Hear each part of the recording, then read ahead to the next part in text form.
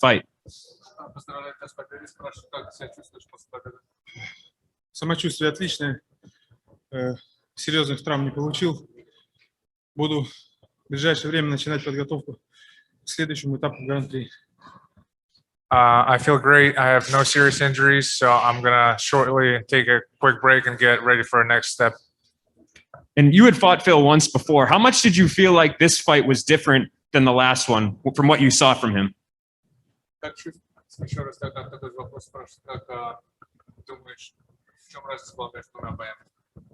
В принципе, разницы ни в чем не было. Ничего нового Фил не добавил. У него была такая же защита от ударов рук и хорошая борьба. Все то же самое, только я опять выиграл бой. I don't think Phil added anything extra to his defense, so I stuck to the same game plan, and I came out a winner today. And the first time you guys fought, the fight was very close. This time was much more decisive. You got a unanimous decision.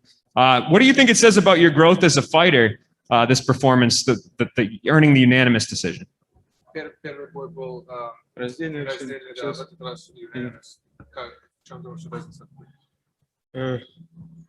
Не знаю, я знаю, что я забрал первые 3 раунда, 4-й, скорее всего, проиграл, а 5-й был у нас ровный раунд.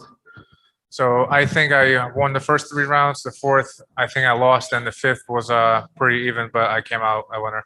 Главная черта Фила Дэвиса в том, что он работает 3 раунда или 5 раундов в одном темпе. Ему разницы нет. Phil Davis works in the same tempo for 3 rounds or 5. It doesn't matter for him. Fedor Emelianenko, I think fans, he's beloved by fans. Everybody knows him as the fighter, but as the coach, what kind of advice did he give you in between rounds that helped you win this one? Repeat that, please. What kind of advice did Fedor give him in between rounds to help him win? Какую помощь Федор тебе помог между раундами сегодня?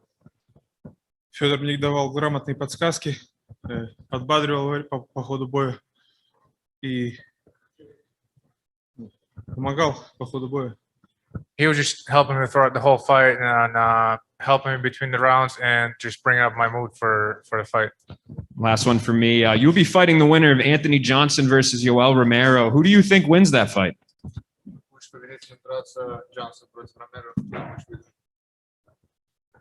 Если честно, я не могу сказать, кто там выиграет, потому что 2 спортсмена являются универсальными, непредсказуемыми. Они могут и побороться, могут и нокаутировать. Так что для меня разницы нету. Я чемпион и готов драться с любым соперником. Both fighters are very unpredictable. They can strike or wrestle. So I'm a champion. I'm ready for whoever wins that fight. We'll take a few more questions here. Darren. Thank you very much for having me. Congratulations on this great fight that you had. What is still left to accomplish in your career? Because I believe you're 8 years in since your first fight. 8 лет с первого твоего боя. Что думаешь, еще в твоей карьере осталось? Что хочешь добиться в своей карьере? Я хочу выиграть это Гран-при. И первая задача – это выиграть это Гран-при. А дальше жизнь покажет, какие дальше планы. Пока первоначальная задача – это выиграть Гран-при. My first step is to win this tournament and then whatever the life has for me. Thank you very much. Donna? Vadim, congratulations on a great performance. Is July maybe a little bit too soon for you, considering the damage you took in this fight? Как думаешь насчет июля этого года? Бой ты будешь сможешь готовиться? Июль-август я буду готов. July or August, I'll be ready. Who would you prefer to win between Rumble Johnson and Yoel Romero? Obviously, as a fight fan, these are 2 very exciting fighters to be able to get in the cage with. If you could choose, who would you rather fight? Если бы ты мог выбрать между Ромеро и Джонсоном, кого бы ты выбрал, чтобы победил, чтобы ты дрался с ним? Для меня, повторюсь, разницы нету, потому что это 2 бойца с хорошим ударом, с хорошей борьбой, и тяжело будет и с одним, и с другим. Я не могу отдать кому-то предпочтение. Once again, it doesn't matter for me because both fighters are really good on the ground or stand up, and it's going to be a good fight for me either way. Last one, Jay. Thanks very much. And Vadim, congratulations on the win tonight. You landed several takedowns through the fight. Was that something that you had planned on coming in, trying to beat Phil at his own game, essentially? Фила в партер ты перевел пару раз в бою. Это был твой план на бой? Я переводил его в конце раунда.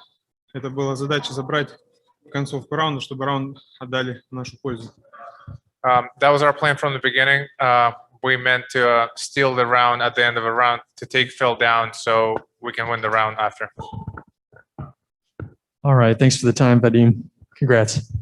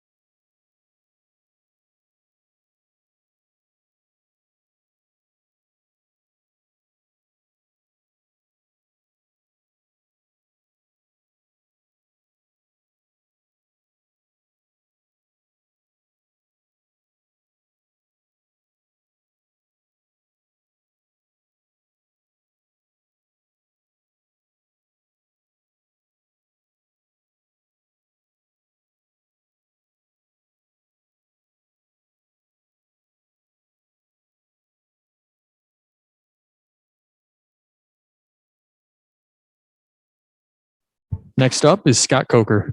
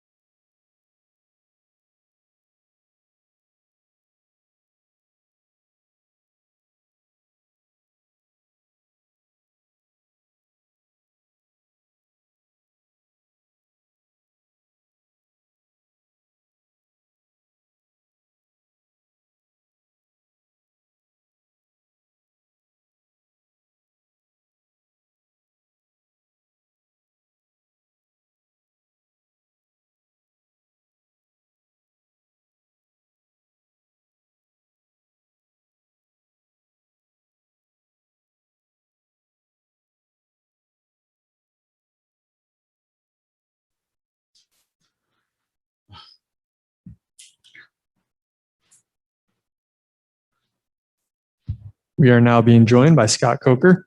Go ahead, Nolan. Scott, congratulations on the third of 3 events in as many weeks. The stretch is over, but what did you think of the main event tonight? We'll start there. Vadim Nemkov getting his belt back from or retaining his title against Phil Davis. I tell you, Phil is a tough guy. Nemkov is a beast. There's a reason why he's a champ. And my hat's off to Phil, though. It was a great scrap. Those guys really duked it out. And when I think about Phil, I mean, what a class act. He hit Nemkov with a hook in the 4th round, would have dropped most people. So it tells you a lot about Nemkov's, will to continue and his ability to sustain damage. So great fight. Corey Anderson was on a man on a mission against Dovletjan Yagshimuradov. What did you think of his performance in the co-main? Yeah, I mean, really, Yags is a tough guy. Comes out throwing bombs. And, Corey, seasoned veteran, took his time, did what he had to do. But really, for, the first round, I thought maybe it might swing the other way. So we had some great fights. The tournament fights were amazing tonight. And overall, we had a fantastic card. I think this is the best card out of the 3 that we've thrown so far.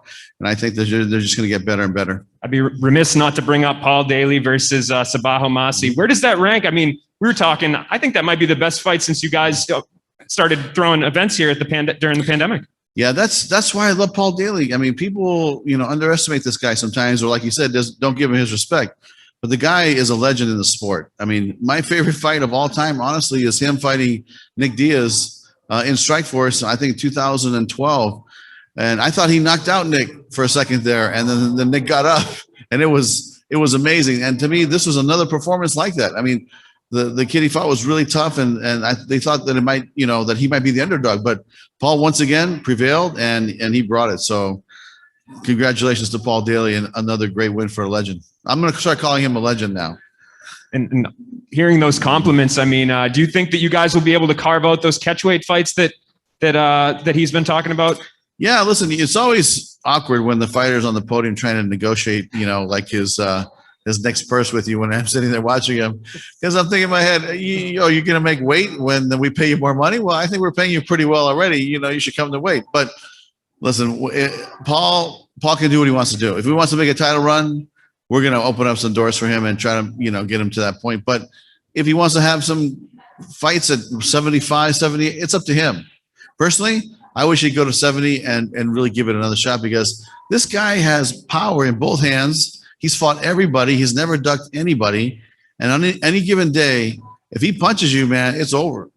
2 more for me. Julia Budd headlined your prelims against Diana Silva. Before the fight and after, she said that she hoped to kind of cut in front of Kat Zingano in line. Where do you see the top contenders in that division when it comes to fighting the winner of Cyborg Smith? Yeah, you know what? I think you got to go check out our rankings. There you go. So, but listen, I think Kat definitely deserves to be in that top mix. I think that, I think Julia, look, she proved that she could fight Cyborg. Can she beat her again? I'm not sure. But as far as fighting and being competitive, I think she did just as good job as anybody that I've seen, recently fight Cyborg and hung in there. The fight in LA last year or the beginning of 20, so about a couple months ago, that was a brutal fight. But, Julia got her shots in, and she did some damage too. So, we'll see. I'm going to go back and shuffle the deck like we always do, and we'll come out with some great fights moving forward. Whenever Fedor's in the house, I have to ask you a Fedor question. I don't know if you saw before this event started, but I had tweeted something out about our conversation the other day and how there were different options on the table for Fedor. Josh Barnett chimed in and said that the only 2 options are Josh Barnett and Joshua Barnett. Did you see that? And is that a fight that you think needs to happen? I didn't see it. I didn't see it, but I'll bring it up to Fedor too. See what he thinks and what he wants to do. Again, this is going to be a big moment for him. He's got 2 fights left. I call it on our retirement tour. And honestly, I think we might have already been done with Fedor's fights by now if COVID didn't hit, because we're trying to do a fight in Europe for him, months ago. But we've been waiting for the crowds to come back, because I just don't think that Fedor should fight, his last fight in front of no crowds. I think he should be in an audience where people can really come and appreciate him and pay tribute to the legend that he is. Giancarlo. Hi, Scott. Last week you had 5 fights on the main card, and tonight 4 fights. Just curious, what did you think of the way the events were, and in terms of pacing, which do you prefer? And I think pacing was really well tonight. I think that, we had 4 fights on the TV card. 2 of them were ended early, but, we had a couple that went the distance. The last fight went 5 rounds, and I think we signed off just in time. So for the prelims, I think we were probably 10 minutes before the hour, and I think we were probably 10 minutes before the half hour that we ended the main event fights, and I think everybody's happy.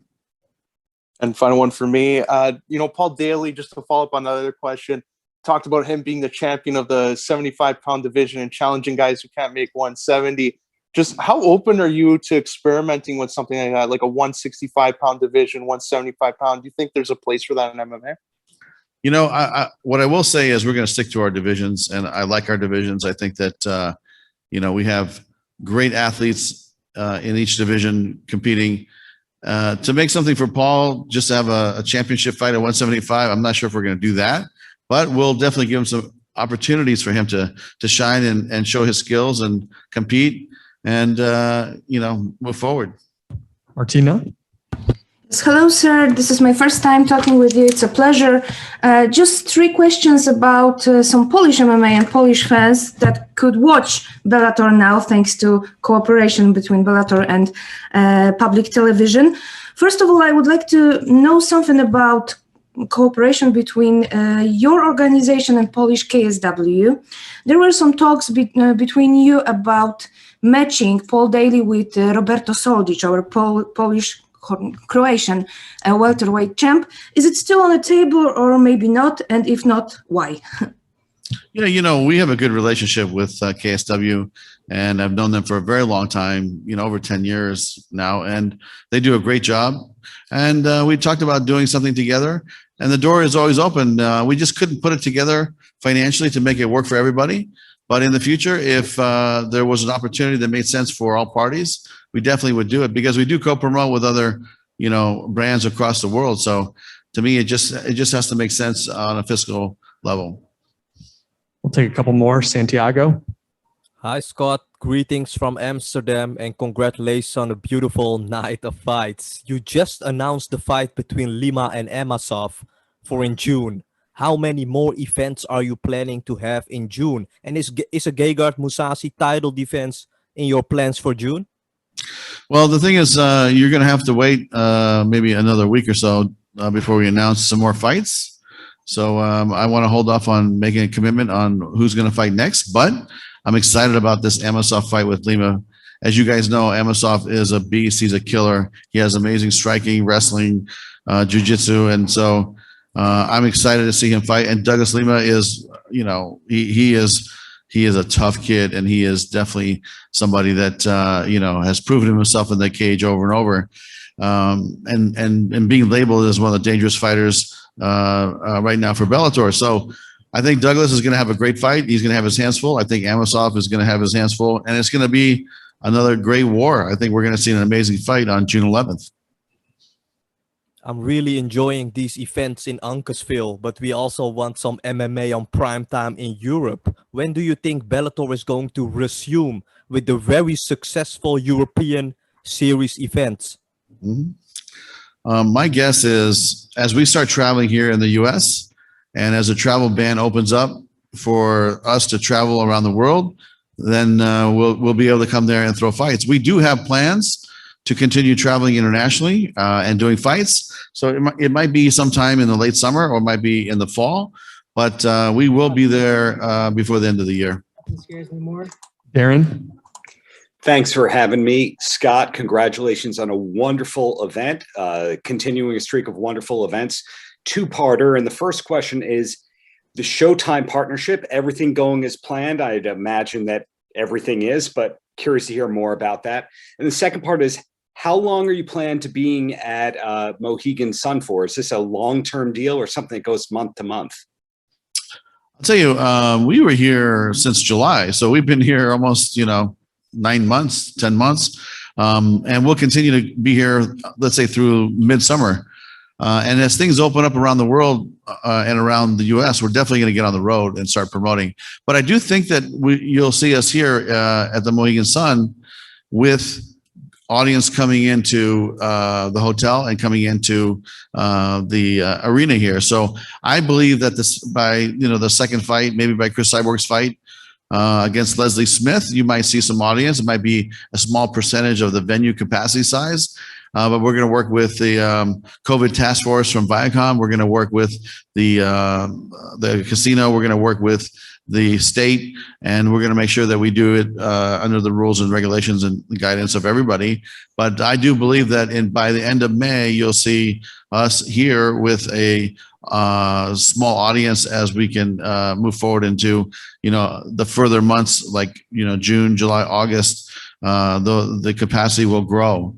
And I do believe that, by the end of the year, I think it's going to be full capacity everywhere, hopefully. And then we'll start traveling as soon as we can. And the Showtime partnership is going as amazing as planned? Yeah, you know what? Again, what's great about this relationship is these are people I have already worked with in the past. And it's like a reunion. Just like, 10 years later, it's just like a reunion. And the same producer is there, the same PR SVP is there. Steven was there when I had Strikeforce, and we had Gordon Hall, David Dinkins. I mean, it's a lot of the same crew. So it's like going back in time a little bit and having a reunion with everybody. And I think that if you look at their storytelling, I think they do it better than anybody else. And honestly, those feature pieces that they built and that I've seen rolling out on the broadcast are just phenomenal. And they know how to tell a story, and they know how to paint a picture. And I think that's a great addition for the Bellator production. Donna? Scott, a quick yes or no one about the European series you were just talking about. I've read rumors online that it's finished. Is it yes or no? Is that done?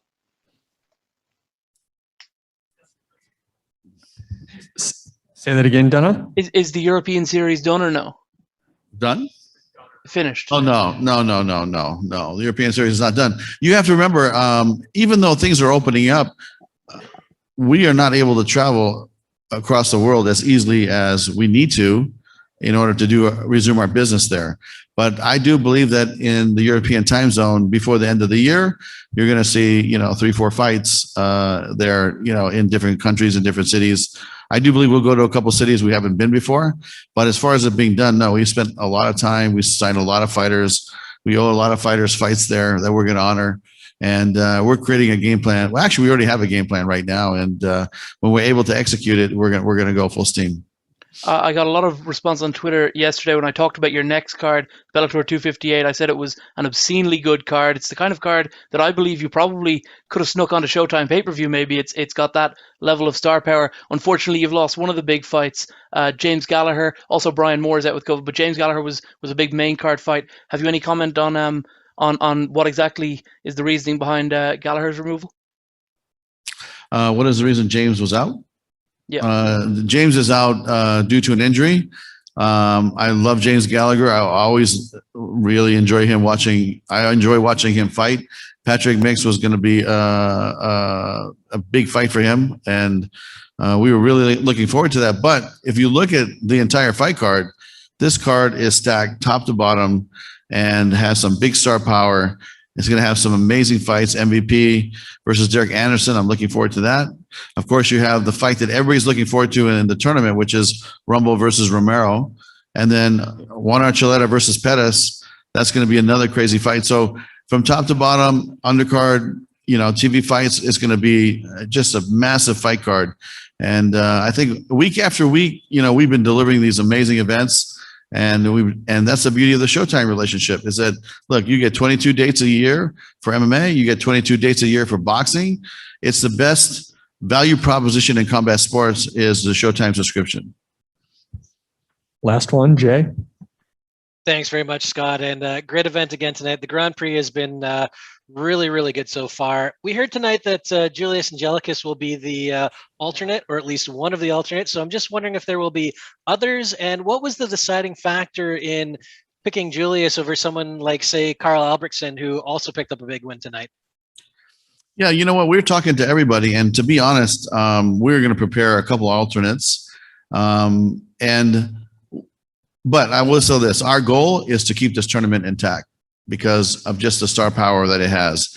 And if we have to wait a month or two or 6 weeks, we're going to wait for the competitors to get ready. So if we have an injury, we're going to be flexible. But things seem to be going along, in a good fashion. No one's gotten seriously hurt. Bader is good. I believe that Courier is good. Nemkov's a little banged up, but by the time he fights again, he'll be good. And then we'll see what happens on May 7th between the Rumble fight versus Yoel Romero. So if they don't get any injuries in May, this fight could happen as early as July, the semifinals, or it could be August, depending on how everybody's feeling. And we're gonna knock this thing out before the end of the year. All right. Thanks, Scott. Thank you, guys.